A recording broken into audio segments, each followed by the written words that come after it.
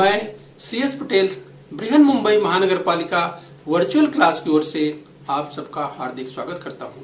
बच्चों, वैश्विक महामारी के चलते इस वर्ष पठन पाठन का कार्यक्रम प्रभावित हो रहा है। ऐसे में हमारी बृहन मुंबई महानगर पालिका ने प्रत्येक विद्यार्थी तक ऑनलाइन शिक्षण पहुंचाने की व्यवस्था की है।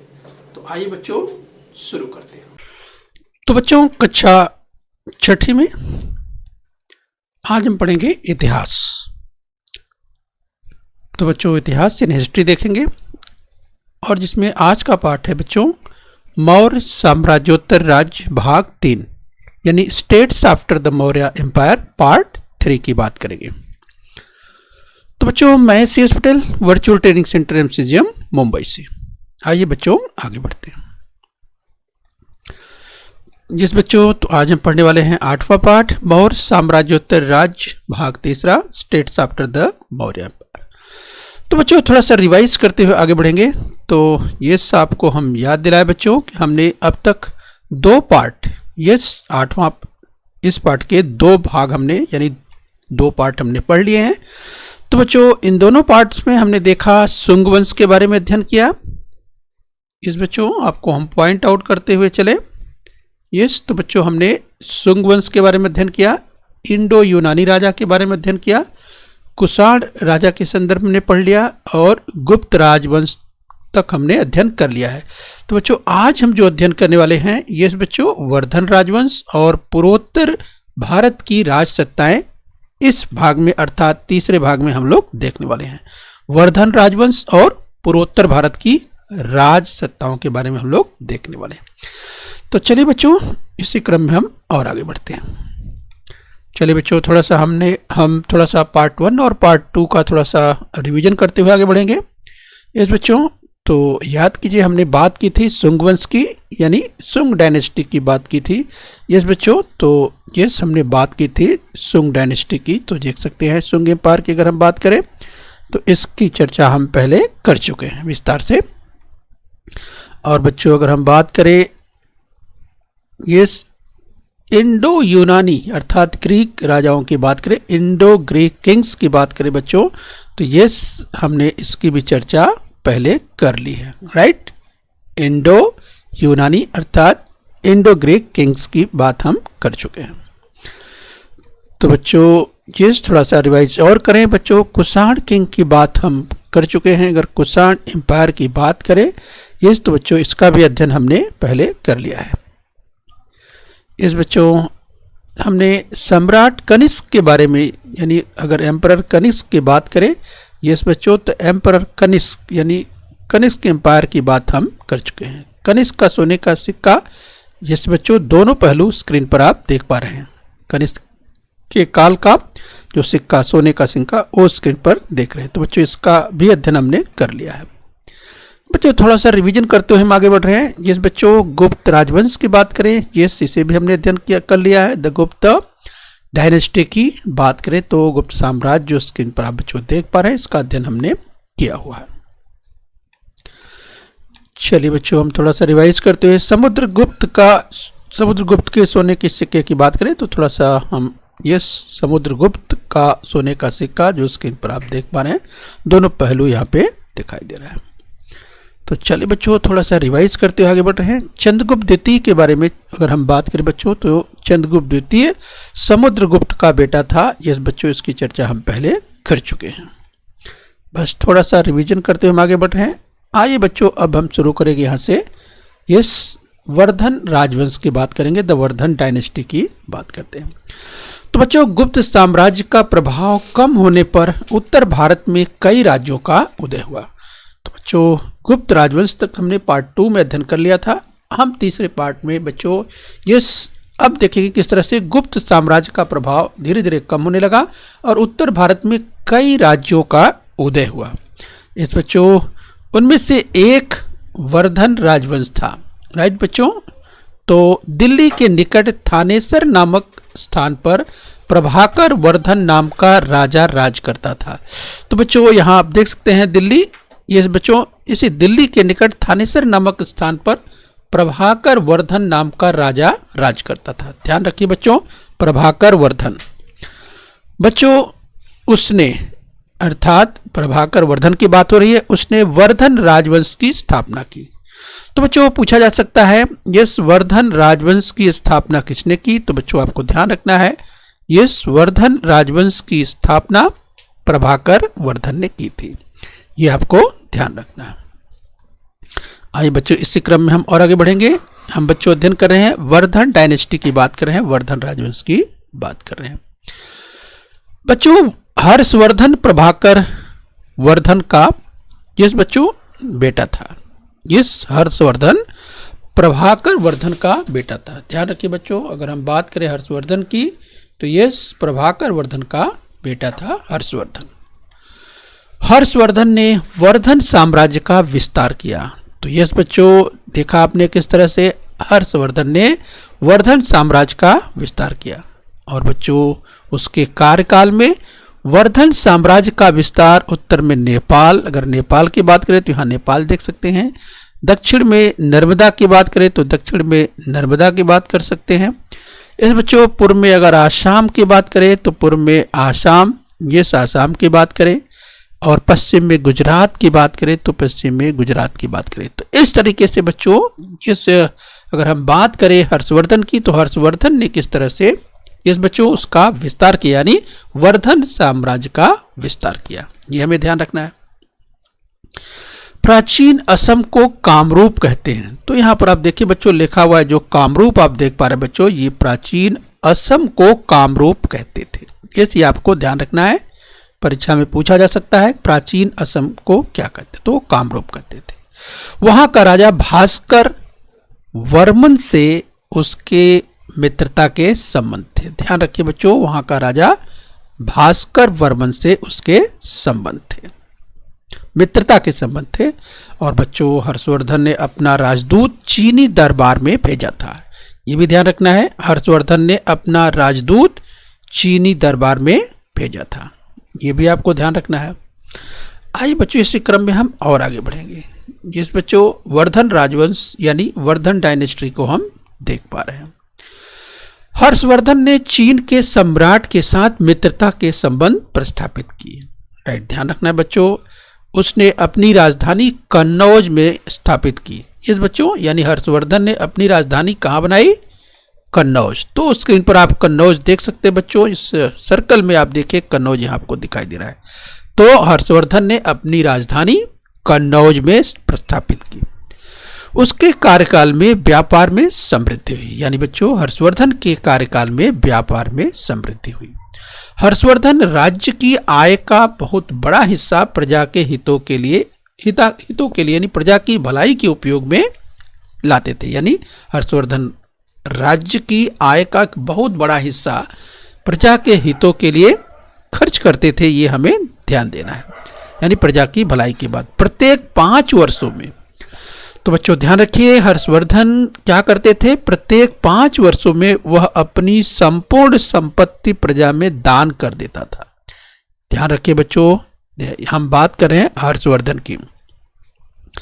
तो हर्षवर्धन सम्राट जो है बच्चों प्रत्येक 5 वर्षों में अपनी संपूर्ण संपत्ति प्रजा में दान कर देता था। तो चलिए ये विशेषता हर्षवर्धन की थी। आइए बच्चों इसी क्रम में हम और आगे बढ़ेंगे।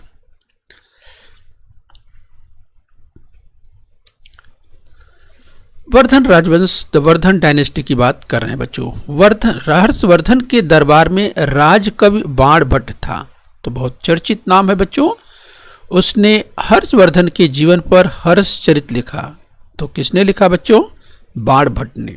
तो इस तरह से आपको ध्यान रखना है, पूछा जा सकता है कि हर्षचरित किसकी रचना है?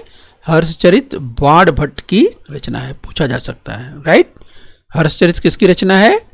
बाणभट्ट की रचना है। तो बच्चों हर्षवर्धन के दरबार में राजकवि थे बाणभट्ट। उन्होंने हर्षवर्धन के जीवन पर एक ग्रंथ लिखा, एक पुस्तक लिखी जिसका नाम था बच्चों हर्षचरित। राइट, ये ध्यान रखिए। उसी के आधार पर हर्षवर्धन के कार्यकाल की जानकारी प्राप्त होती है। तो बच्चों ये हमें ध्यान रखना है कि जो हर्षचरित की हम बात कर रहे हैं, इस ग्रंथ के आधार पर हर्षवर्धन के कार्यकाल की जानकारी प्राप्त होती है। आइए बच्चों इसी क्रम में और आगे पढ़ेंगे। बच्चों हर्षवर्धन ने बौद्ध धर्म स्वीकार किया था। उसने अन्य धर्मों को भी उदार प्रश्रय दिया था। हर्षवर्धन ने 3 संस्कृत नाटक रत्नावली, इस बच्चों हम बात कर रहे हैं यशवर्धन राजवंश की, तो यहां पर ध्यान रखिए हर्षवर्धन ने 3 संस्कृत नाटक, इस बच्चों रत्नावली, नागानंद और प्रियदर्शिका, ये 3 संस्कृत नाटक लिखे थे। कौन कौन से? रत्नावली, नागानंद और प्रियदर्शिका। पूछा जा सकता है हर्षवर्धन के 3 जो संस्कृत नाटक है उनके नाम, तो ध्यान रखना आपको। ये आइए बच्चे इसी क्रम में हम और आगे बढ़ेंगे। बच्चों स्क्रीन पर आप देख पा रहे हैं युआन स्वांग को, और बच्चों हर्षवर्धन के समय में युआन स्वांग नामक बौद्ध भिक्षु चीन से भारत आया था। तो बच्चों स्क्रीन पर आप देख पा रहे हैं युआन स्वांग को, और ये जो चीनी यात्री था, यस बच्चों, यस हर्षवर्धन के समय में युआन स्वांग नामक बौद्ध भिक्षु जो कि चीनी था, ये चीन से भारत आया था। उसने संपूर्ण भारत में भ्रमण किया, अर्थात युआन स्वांग ने संपूर्ण भारत भर में भ्रमण किया। चलिए ये भी हमें ध्यान रखना है। आइए बच्चों इस क्रम में हम और आगे बढ़ेंगे।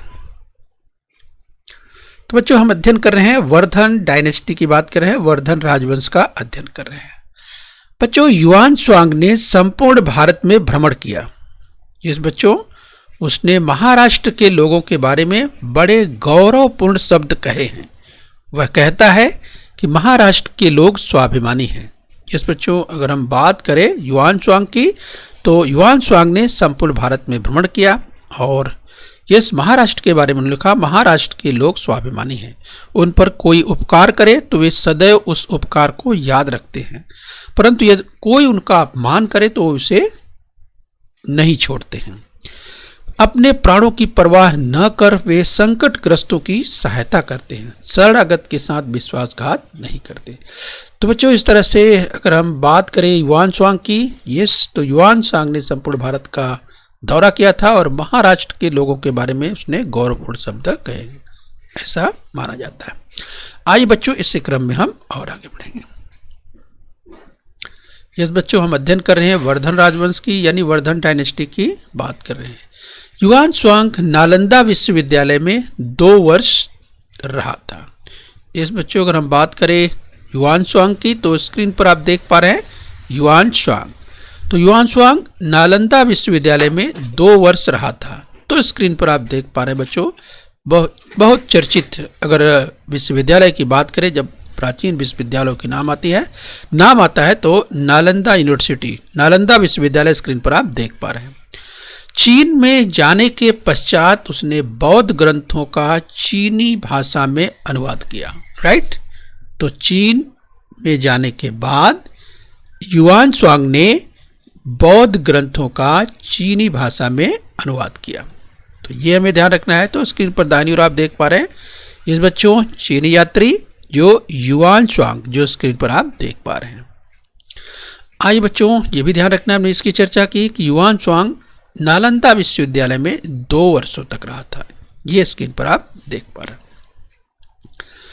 आइए बच्चों इस क्रम में और आगे बढ़ेंगे। पूर्वोत्तर भारत की राजसत्ताएं। तो आइए बच्चों powers in North East India की बात करेंगे। तो ये बच्चों अगर नॉर्थ ईस्ट इंडिया की बात करें, यानी पूर्वोत्तर भारत की बात करें, तो पूर्वोत्तर भारत के मणिपुर प्रदेश की उलुपी राजकन्या का विवाह अर्जुन के साथ हुआ था, राइट। तो जब बच्चों बात होती है पूर्वोत्तर की यानी नॉर्थ ईस्ट की, तो ये नॉर्थ स्टेट के जो देख सकते हैं, यानी नॉर्थ ईस्ट के जो स्टेट्स हैं, राज्य हैं, यस बच्चों। तो यहाँ पर जो 7 राज्य हैं उनकी बात की जा रही है। यस पूर्वोत्तर के भारत की जब बात होती है तो ये आपको ध्यान रखना है। और यस मणिपुर प्रदेश की उलुपी, यस तो बच्चों यहाँ पर ध्यान रखना है कि उलुपी राजकन्या का विवाह अर्जुन के साथ हुआ था।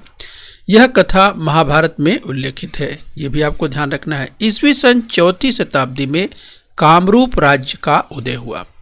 तो बच्चों स्क्रीन पर आप देख पा रहे हैं कि अगर कामरूप की बात करें तो ये ईस्वी सन 4वीं शताब्दी में कामरूप राज्य का उदय हुआ। ये आप देख पा रहे हैं।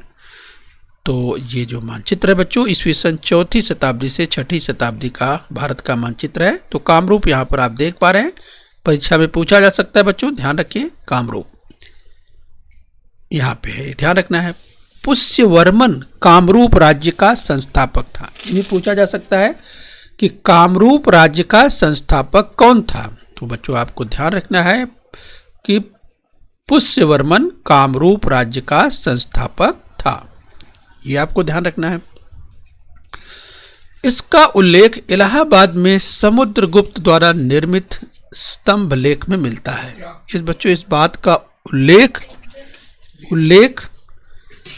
इलाहाबाद में समुद्रगुप्त द्वारा निर्मित स्तंभ लेख में मिलता है, ये हमें ध्यान रखना है। आइए बच्चों इसी क्रम में और आगे बढ़ते हैं। तो बच्चों अध्ययन कर रहे हैं हम पूर्वोत्तर भारत की राजसत्ताएं, powers in North East India की हम बात कर रहे हैं। तो बच्चों कामरूप राजाओं में अनेक उकेरे हुए, इस कामरूप राजाओं के अनेक उकेरे हुए लेख पाए जाते हैं। इस अगर हम बात करें बच्चों कामरूप की, तो कामरूप राजाओं के अनेक उकेरे हुए लेख पाए जाते हैं, ये ध्यान रखना है। महाभारत और रामायण महाकाव्यों में कामरूप का उल्लेख प्राग ज्योतिष नाम से किया गया है। इस बच्चों ध्यान रखना है कि महाभारत और रामायण महाकाव्यों में कामरूप की जो हम बात कर रहे हैं, इस बच्चों कामरूप का उल्लेख प्राग ज्योतिष नाम से हुआ है। और बच्चों प्राग ज्योतिषपुर उस राज्य की राजधानी थी। प्राग ज्योतिषपुर उस राज्य की राजधानी थी, ये भी हमको ध्यान रखना है। तो बच्चों ध्यान रखना है कि महाभारत और रामायण महाकाव्यों में कामरूप का उल्लेख प्राग ज्योतिष नाम से हुआ है तथा प्राग ज्योतिषपुर उस राज्य की राजधानी थी, ये ध्यान रखना है। आइए बच्चों इसी क्रम में और आगे बढ़ेंगे। तो बच्चों हम अध्ययन कर रहे हैं पूर्वोत्तर भारत की राजसत्ताएं, powers in North East India की हम बात कर रहे हैं। प्राग ज्योतिषपुर से तात्पर्य वर्तमान असम राज्य के गुवाहाटी शहर से है। तो यस बच्चों अगर हम बात करें प्राग ज्योतिषपुर की बात करें तो प्राग ज्योतिषपुर से तात्पर्य वर्तमान असम राज्य की बात करें तो वर्तमान असम राज्य के इस गुवाहाटी शहर से है, ये हमें ध्यान रखना है। पेरिप्लस ऑफ द एरिथ्रियन सी, तो बच्चों इसके पहले आपने सुना हुआ है, अध्ययन किया हुआ है, पेरिप्लस ऑफ द एरिथ्रियन सी। इस बच्चों उस पुस्तक में उसका उल्लेख मिलता है। तो बच्चों उस पुस्तक में उसका उल्लेख किरहादिया अर्थात किरात लोगों का प्रदेश इस रूप में किया जाता है, राइट। तो ये हमें ध्यान रखना है। पेरिप्लस ऑफ द एरिथ्रियन थी, इस पुस्तक में उसका उल्लेख किरहादिया अर्थात किरात लोगों का प्रदेश इस रूप में किया गया है, ये भी हमें ध्यान रखना है, पूछा जा सकता है। आइए बच्चों आगे बढ़ते हैं। तो बच्चों हम अध्ययन कर रहे हैं पूर्वोत्तर भारत की राजसत्ताएं। इस बच्चों कामरूप राज्य का विस्तार ब्रह्मपुत्र नदी की घाटी, इस बच्चों हम बात करें यहाँ पर नॉर्थ ईस्ट, हम बात करें यहाँ पर कामरूप की, तो ये बच्चों उसका विस्तार ब्रह्मपुत्र नदी की घाटी, जैसा कि बच्चों आप जानते हैं अगर हम ब्रह्मपुत्र नदी की बात करें तो ये स्क्रीन पर आप देख पा रहे हैं, ये जो नदी आपको दिखाई दे रही है बच्चों यहाँ पर प्रवेश कर रही है। बच्चों ये नदी बहुत बड़ी नदी है बच्चों, ये देख रहे जो यहाँ तिब्बत के नीचे लिखा हुआ है बच्चों, ये यहाँ पर इसका नाम सांगपो होता है इस नदी का नाम, लेकिन जब ये भारत में प्रवेश करती है तो बच्चों इसका नाम हो जाता है ब्रह्मपुत्र, राइट। तो ब्रह्मपुत्र नदी की अगर बात करें तो ब्रह्मपुत्र नदी की घाटी, यस। इसके साथ साथ भूटान की बात करें, यस। तो बच्चों यहाँ पर आप भूटान देखिए, छोटा सा एक देश है। और बच्चों इसके अलावा बंगाल के कुछ क्षेत्र और बिहार, इस बच्चों बंगाल और बिहार के कुछ हिस्से में हुआ था ऐसा माना जाता है। तो ये हमें ध्यान रखना है, यानी बच्चों कामरूप राज्य का विस्तार ब्रह्मपुत्र नदी की घाटी, भूटान, बंगाल के कुछ क्षेत्र और बिहार के कुछ हिस्सों में हुआ था। पूर्वोत्तर भारत के कामरूप राज्य में युआन स्वांग गया था। इस बच्चों युआनसांग जो चीनी यात्री था, बौद्ध भिक्षु, वो जो है पूर्वोत्तर भारत के कामरूप राज्य में गया था। इस बच्चों ये भी ध्यान रखना है। ये तो हम बात कर रहे हैं ये युआनसांग की। तो युआनसांग जो स्क्रीन पर आप देख पा रहे हैं बच्चों, ये कामरूप राज्य में युआनसांग गया था। ये हमें ध्यान रखना है। आइए बच्चों इसी क्रम में हम और आगे बढ़ते हैं। तो बच्चों पूर्वोत्तर भारत की राजसत्ताओं का अध्ययन हम कर रहे हैं। Powers in North East India की बात कर रहे हैं। तो बच्चों इस पाठ में हमने मौर्योत्तर कालखंड में उत्तर भारत और वहां की विभिन्न राजसत्ताओं का परिचय प्राप्त किया। बच्चों साथ में हमने ये भी देखा कि उस समय पूर्वोत्तर भारत में क्या परिस्थिति थी। इस बच्चों तो अगर हम बात करें बच्चों इस पाठ में, यानी 8वें पाठ में हमने मौर्य साम्राज्योत्तर राज्य में 3 भागों में, पार्ट 1, पार्ट 2 और पार्ट 3, 3 भागों में बच्चों हमने जो अध्ययन किया, शुंग वंश के बारे में, इंडो यूनानी राजाओं के बारे में, कुषाण राजा के बारे में, गुप्त राजवंश, वर्धन राजवंश तथा पूर्वोत्तर भारत की राजसत्ताओं के बारे में हमने अध्ययन किया। इस बच्चों तो अगले पाठ में हम समकालीन दक्षिण भारत की राजसत्ताओं का परिचय प्राप्त करेंगे। चलिए बच्चों इसी क्रम में थोड़ा और आगे बढ़ लेते हैं। बच्चों डू यू नो, क्या आप जानते हैं, अगर इस संदर्भ की बात करें इस बच्चों तो भारतीय परंपरा के अनुसार प्राचीन समय में कश्मीर का नाम कश्यपपुर था। यूनानी इतिहासकारों ने कश्यपपुर का उल्लेख कैस्पे पिरास, कैस्पे टिरोक और कैस्पेरिया के रूप में किया है।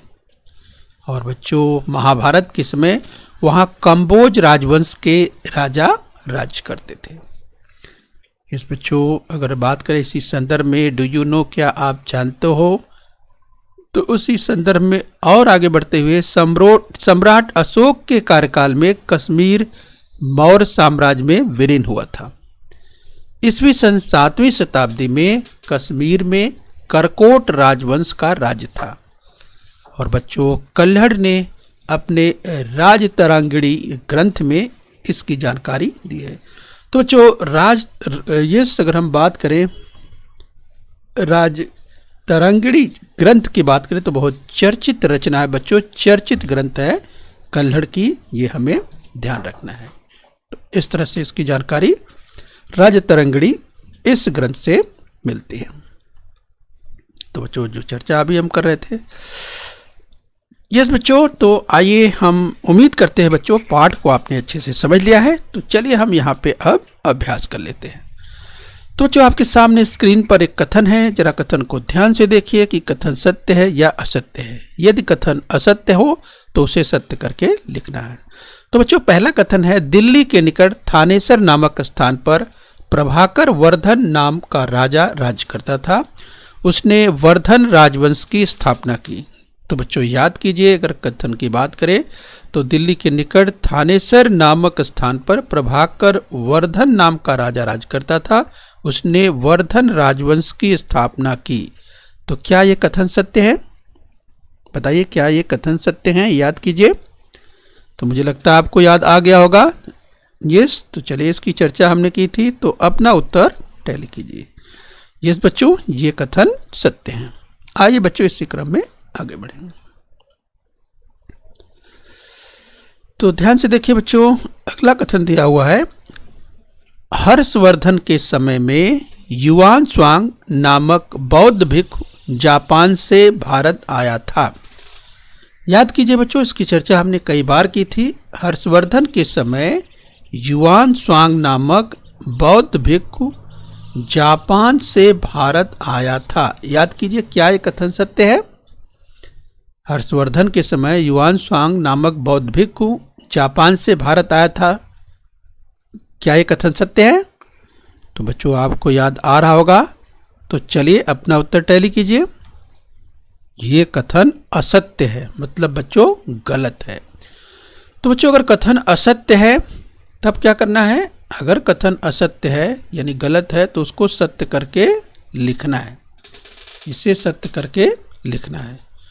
तो याद कीजिए बच्चों, इसमें गलत क्या है, असत्य क्या है, उसको सत्य करना है। हर्षवर्धन के समय युआन स्वांग नामक बौद्ध भिक्षु जापान से आया था। तो क्या वो जापान से आया था युआन स्वांग या किसी और देश से? तो बच्चों आपको क्लू मिल गया है, आपको याद आ भी गया होगा। तमाम बच्चों ने तो आसानी से उत्तर दे भी दिया होगा। चलिए, तो सही इसे सही करके इस रूप में लिखना है। हर्षवर्धन के समय युआन स्वांग नामक बौद्ध भिक्षु चीन से भारत आया था। कहाँ से आया था बच्चों? चीन से। यहाँ क्या लिखा है? जापान से। तो जापान से नहीं आया था बल्कि चीन से आया था, तो इसलिए इस जापान को हटाकर आपको चीन लिखना है, तो आपका कथन सत्य हो जाएगा। तो इस तरह से हर्षवर्धन के समय में युआन स्वांग नामक बौद्ध भिक्षु चीन से भारत आया था। इस तरह से जो असत्य कथन है उसको सत्य करके यहाँ पे लिख देना। ठीक है बच्चों, चलिए आगे बढ़ेंगे।